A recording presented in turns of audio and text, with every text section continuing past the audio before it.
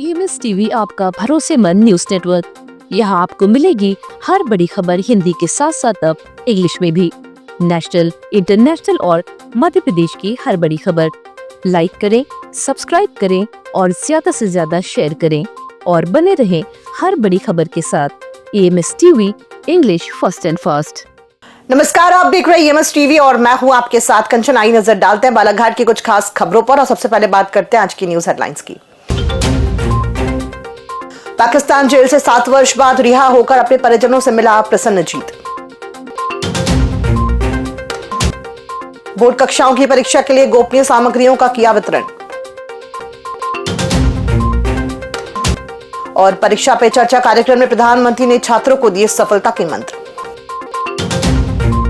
आइए अब बढ़ते हैं खबरों की ओर। बालाघाट जिले के खैरलांजी निवासी युवक प्रसन्नजीत रंगारी को पाकिस्तान की जेल में 7 वर्ष तक बंद रहने के बाद 31 जनवरी को रिहा किया गया। रिहाई के बाद उसे वाघा बॉर्डर पर भारतीय अधिकारियों को सौंपा गया, जहां आवश्यक औपचारिकताएं पूरी की गई। इसके बाद प्रसन्नजीत को अमृतसर में रखा गया था। शुक्रवार देर शाम वो कटंगी पहुंचा, जहां परिजनों और स्थानीय लोगों ने उसका स्वागत किया। प्रसन्नजीत की बहन संघमित्रा कटंगी क्षेत्र के महगे पार में रहती है, इसलिए उसे सीधे वहीं लाया गया। परिवार ने उसे अमृतसर से लाने के लिए जिला प्रशासन से मदद मांगी थी। आर्थिक स्थिति को देखते हुए कलेक्टर मृणाल मीणा ने विशेष टीम गठित कर सहायता प्रदान की। बेटी की घर वापसी से परिवार में खुशी का माहौल है। भारत माता की जय। विगत कुछ वर्षों पूर्व आप गुम हो गए थे। उसके बाद आपके परिवार के द्वारा और सबके इष्ट मित्रों के द्वारा ये संज्ञान में आई बात कि आप पाकिस्तान की जेल में हैं।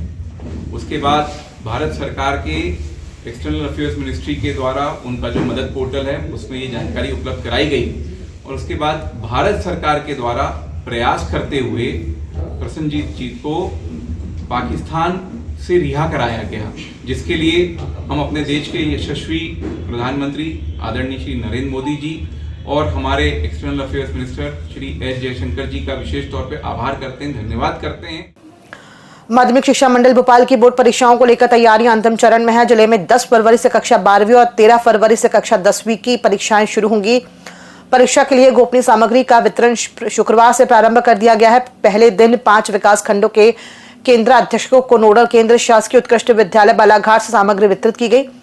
7 फरवरी को शेष 5 विकास खंडों में वितरण किया जाएगा। जिले में कुल 132 परीक्षा केंद्र बनाए गए हैं, जहां दोनों कक्षाओं के 39,173 विद्यार्थी शामिल होंगे। परीक्षा संचालन के लिए 2017 शिक्षकों की ड्यूटी पर्यवेक्षक के रूप में लगाई गई है। सामग्री सुरक्षा के लिए इसे थाने में जमा कराया जाएगा।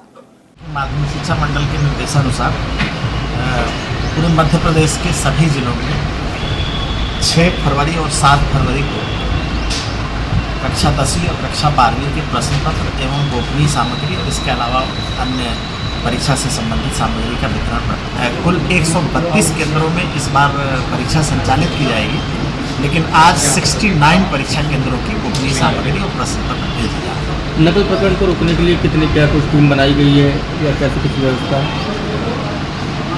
है? इस वर्ष नकल को रोकने के लिए हमारे कलेक्टर महोदय के अनुमोदन स्वरूप लगभग 21 उड़नदस्ता दल हमने बनाए हैं और ये एक उड़नदस्ता में एक फ्लाइंग स्क्वाड में 3 व्यक्ति शामिल हैं। ऐसे लगभग 63 लोग अभी इसमें लगे हुए हैं। प्रधानमंत्री नरेंद्र मोदी ने 6 फरवरी को परीक्षा पे चर्चा कार्यक्रम के माध्यम से देश भर के छात्रों, शिक्षकों और अभिभावकों से संवाद किया। उन्होंने विद्यार्थियों को परीक्षा के तनाव से मुक्त रहकर आत्मविश्वास के साथ तैयारी करने की प्रेरणा दी। प्रधानमंत्री ने कहा कि परीक्षा को युद्ध नहीं, उत्सव की तरह लेना चाहिए। उन्होंने स्मार्ट स्टडी, नियमित रिवीजन, समय प्रबंधन, डिजिटल डिस्ट्रैक्शन से दूरी और सकारात्मक सोच अपनाने पर जोर दिया। कार्यक्रम का सीधा प्रसारण बालाघाट जिले के सभी स्कूलों में किया गया। सांदीपनी विद्यालय बालाघाट में आयोजित प्रसारण में कलेक्टर मृणाल मीणा विशेष रूप से उपस्थित रहे। विद्यार्थियों ने प्रधानमंत्री के प्रेरणादायी विचारों को ध्यानपूर्वक सुना। इस अवसर पर कलेक्टर ने भी छात्रों को मार्गदर्शन दिया। विद्यालय प्राचार्य डॉक्टर युवराज रहंगडाले ने बताया कि कार्यक्रम से विद्यार्थियों में आत्मविश्वास और सकारात्मक ऊर्जा का संचार हुआ। आज जो प्रधानमंत्री जी ने परीक्षा से पहले परीक्षा पे चर्चा कार्यक्रम किया, इसमें हमने बहुत सारी अच्छी चीज़ें सीखी, जैसे हमें स्ट्रेस फ्री कैसे रहना है, हमें टाइम मैनेजमेंट कैसे करना है, हम जल्दी कैसे सीख सकते हैं मेरे प्री-बोर्ड परीक्षा में 95% बने थे। परीक्षा के पहले मोदी जी द्वारा संचालित परीक्षा पर चर्चा का कार्यक्रम देखने के बाद मुझे यह लगता है उन्होंने बहुत सारी ऐसी चीज़ें बताई हमें जो हमें परीक्षा के लिए बहुत महत्वपूर्ण है, जैसे कि तनाव से मुक्त होना। सम्मानीय प्रधानमंत्री जी का परीक्षा पे चर्चा कार्यक्रम था, जिसमें संदीपनी विद्यालय बालाघाट में हमारे बोर्ड के सारे बच्चे 10वीं और 12वीं बोर्ड के जो है वो आज मल्टीपर्पज़ हॉल में और अन्य कक्षाओं के बच्चे हमारे विभिन्न कमरों में एक साथ लगभग हमारे 1200-1500 बच्चों ने आज कार्यक्रम को देखा है। और इसमें सबसे बड़ी बात ये हुई कि बच्चों में कॉन्फिडेंस पैदा करने का प्रयास प्रधानमंत्री जी का रहा कि किस प्रकार से हम तनाव मुक्त रहें और कैसे बातों को याद रखें, कैसे प्रश्नों को याद रखें। बहुत ही महत्वपूर्ण बातें बहुत सजगता से, बहुत सरल भाषा में बच्चों को माननीय प्रधानमंत्री जी ने बताया और सारे बच्चों ने बहुत गंभीरता से सुना है। जिला सहकारी समिति के सहायक प्रबंधकों ने प्रभारी प्रबंधक कैडर भर्ती प्रक्रिया में संदेह जताते हुए इस भर्ती प्रक्रिया का विरोध किया है। इस मामले को लेकर शुक्रवार को जिला सहकारी केंद्रीय बैंक पहुंचकर बैंक प्रबंधक से मिलकर समस्या से अवगत कराया। सहकारी समितियों में प्रभारी प्रबंधक के पदों पर भर्ती किए जाने की मांग की। उन्होंने कहा कि इस मामले को लेकर हाईकोर्ट में याचिका दायर की जाएगी। 3-4 लोग ऐसे हैं कि जिनका ऑडिट रिपोर्ट में उनका सहायक प्रबंधक नाम ही नहीं है, उन लोग का भी नाम है सूची में आ गया। खैर वो लोग अपने भाई हैं, मैं उन लोगों के बारे में कभी कुछ नहीं बोलना चाहता, मगर ये बात है कि हमारे साथ जो 23 जो भाई लोग हमारे साथ में गलत हुआ है, तो हम इसलिए हम आपसे बात कलेक्टर महोदय से बोला था, जो कलेक्टर महोदय ने ये बोला था कि 3-4 दिन के बाद 6 दिन के बाद में आपको फिर से दावा आपत्ति के लिए बुलाया जाएगा, मगर हमें बुलाया ही नहीं गया और ये बैंक वालों ने सूची जारी कर दी। दावा आपत्ति के बाद ऐसा होना था कि दावा आपत्ति के बाद एक सूची जारी होना था कि इनकी हमने बात सुने और फिर एक सूची टंगती। यहाँ तो सूची ने टंगती हुई सीधे 9 लोगों का जो पात्र था पहले उनका आदेश ही जारी हो गया। तो यह जो प्रक्रिया हमको सुचारू रूप से नहीं चली, तो हम प्रक्रिया का विरोध करते हैं, इसलिए हम यहाँ पे आए थे और इसकी प्रक्रिया के ऊपर ही हम हाई कोर्ट भी जाने का फैसला ले। बहुत सालों से काम कर रहे हैं और जो उनका हक है वो उनसे मिलना चाहिए। तो मैंने उनको यही कहा कि आपको अगर दिक्कत आए तो आप बिल्कुल कोर्ट जा सकते हो और इसको अपोज कर सकते हैं। हम भी चाहते हैं कि जितने ज़्यादा से ज़्यादा एम्प्लॉय हमारे पास हो, हम भी उन्हें लेना चाहते हैं, लेकिन अगर रूल्स में अगर लिख के आ जाता है तो हम बिल्कुल कर देंगे। प्रांतीय संगठन के आह्वान पर प्रमुख पेंशनर्स एसोसिएशन जिला बालाघाट के बैनर तले प्रदेश शासन द्वारा पेंशन कार्यालय जिलों से 1 अप्रैल से बंद किए जाने का विरोध किया गया। पेंशन एसोसिएशन द्वारा जिलों से पेंशन कार्यालय बंद न किए जाने की मांग को लेकर शुक्रवार को कलेक्ट्रेट पहुंचकर मुख्यमंत्री के नाम कलेक्टर को ज्ञापन सौंपा गया। संबंध में प्रमुख पेंशनर्स एसोसिएशन के पदाधिकारियों ने बताया कि जिले से पेंशन कार्यालय बंद होने पर पेंशनरों को पेंशन संबंधी समस्याओं के लिए भोपाल के चक्कर लगाना पड़ेगा, जिससे सीनियर सिटीजनों को बहुत ही कठिनाइयों का सामना करना पड़ेगा। उन्होंने शासन से मांग की है कि जिलों में ही पेंशन कार्यालय प्रारंभ रखा जाए। ये जो पेंशन कार्यालय जो बंद होने जा रहा है ये बहुत गलत है।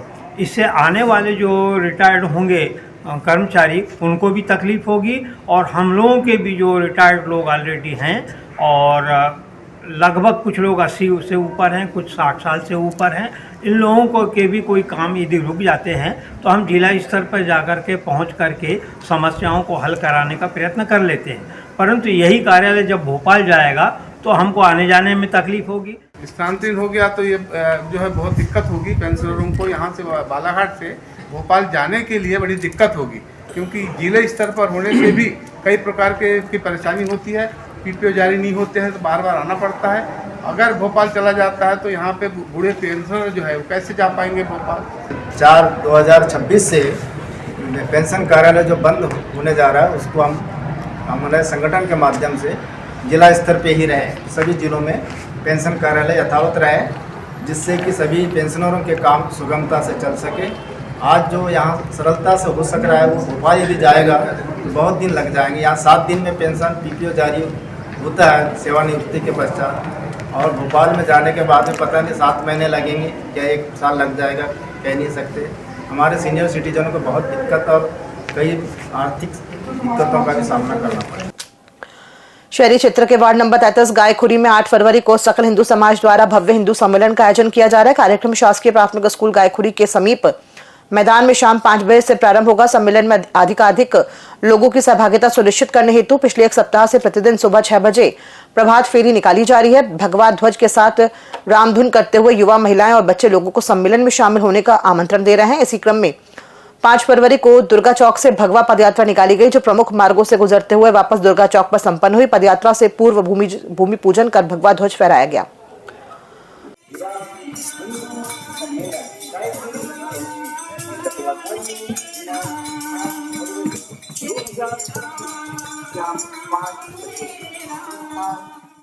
ग्राम पंचायत पचपेड़ी के अंतर्गत चांगोटोला खैरगांव शिवधाम स्थित प्राचीन मंदिर में भगवान श्री शंकर जी की प्रतिमा की प्राण प्रतिष्ठा का भव्य धार्मिक आयोजन श्रद्धा और वैदिक विधि विधान के साथ संपन्न हुआ। इस पावन अवसर पर आसपास के अनेक गांवों से हजारों श्रद्धालु शिवधाम पहुंचे। मंदिर परिसर हर हर महादेव के जय घोष से गूंज उठा। कार्यक्रम का शुभारंभ प्रातः वैदिक मंत्रोच्चार, शंखनाद और पूजा अर्चना के साथ हुआ। विद्वान पंडितों ने शास्त्रोक्त विधि से हवन, पूजन, रुद्राभिषेक और विशेष अनुष्ठान कराए। धूप दीप की सुगंध और मंत्रों की गूंज से वातावरण पूरी तरह से भक्तिमय और आध्यात्मिक बन गया। आयोजन के दौरान श्रद्धालुओं ने प्रसाद ग्रहण कर पुण्य लाभ प्राप्त किया। इस धार्मिक कार्यक्रम ने क्षेत्र में आस्था और सांस्कृतिक एकता को और मजबूत किया। नवग्रह के पास में पहुंच जाए, प्रार्थना करें,